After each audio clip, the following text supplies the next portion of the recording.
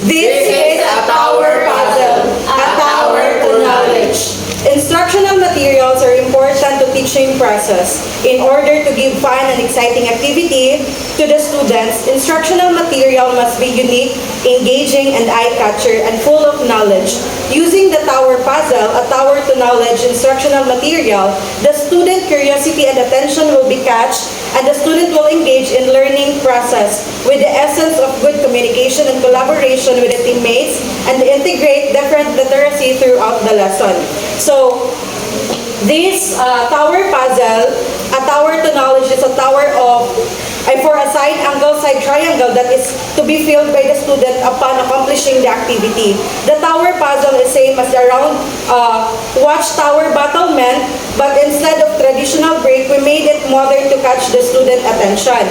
The body of the tower is made of triangle shape with different colors in it, while the top part and the bottom part of the tower will remain as it is to still have the old signature look.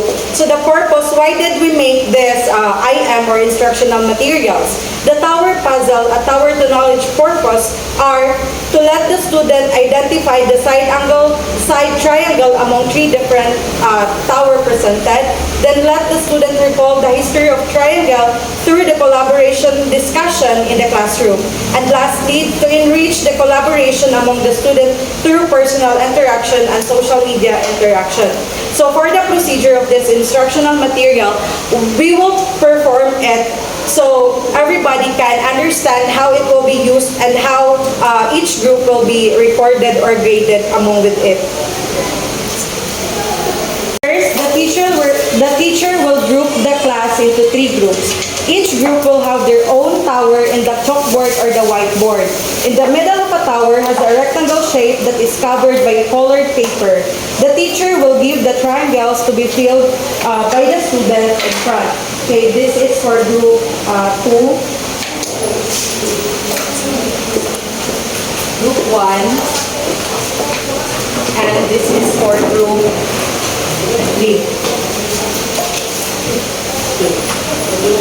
The teacher will set the timer for each group to fill their assignment tower.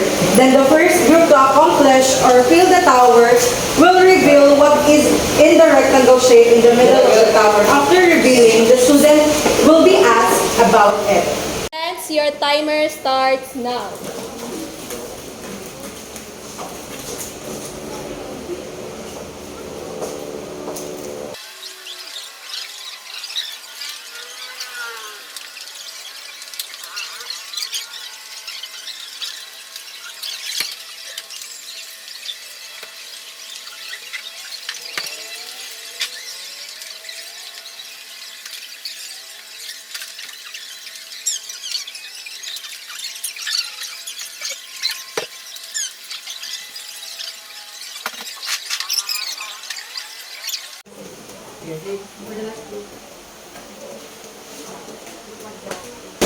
So group 1 is the last group to finish their work. Group 2, please stand in front.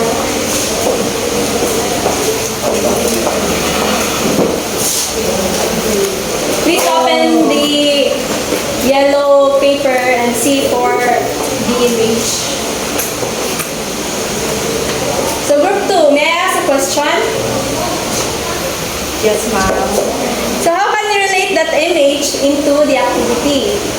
I believe this image is the flag of Iraq, and based on our past lesson, Iraq contributed a lot in triangle. So as triangle is one of the earliest known geometric shape we older people uses, with the evidence of its use dating back in Mesopotamia time. So Mesopotamia now is Iraq, or the modern day Iraq. So I can say that this flag and this topic is related because Iraq, where the triangle originated, and our topic is all about, I believe it's all about triangle.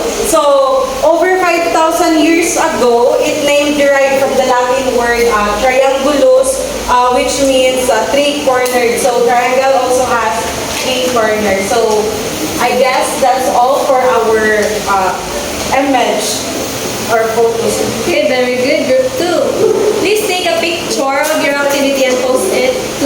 social media. Okay. Using your hashtag. With hashtag po. With hashtag. Create your own hashtag. Iraq Boulders. Okay. Hashtag Iraq Boulders. Thank you, Group 2. Next, we have the Group 3.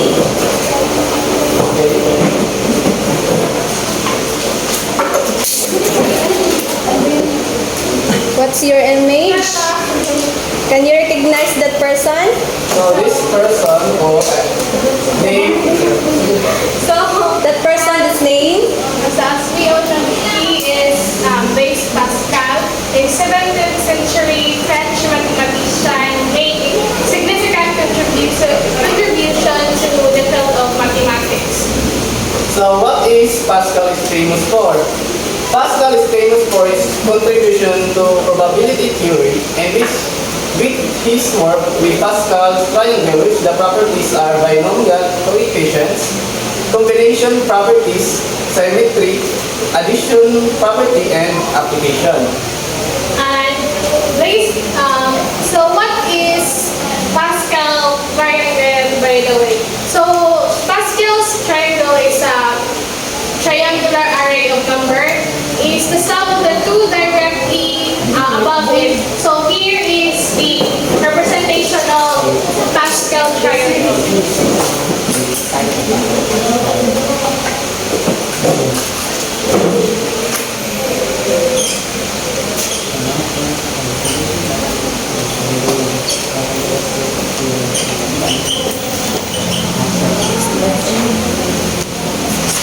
Okay, that's all. Thank you, Group 3. Please also take a picture and create your own hashtag. Hashtag Pascal triangle. Now we have the last group to perform, which is Group 1. Please see for your image. Now, say who is that? This is Pythagoras.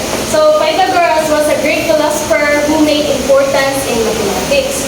So the theorem was known as Pythagoras theorem or Pythagorean theorem, was known to Babylonian 1,000 years earlier. But he may have been the first student. The Pythagorean theorem is a method or formula used to solve the side of a triangle. That's all. So same with the previous groups, take a picture and make your own hashtag.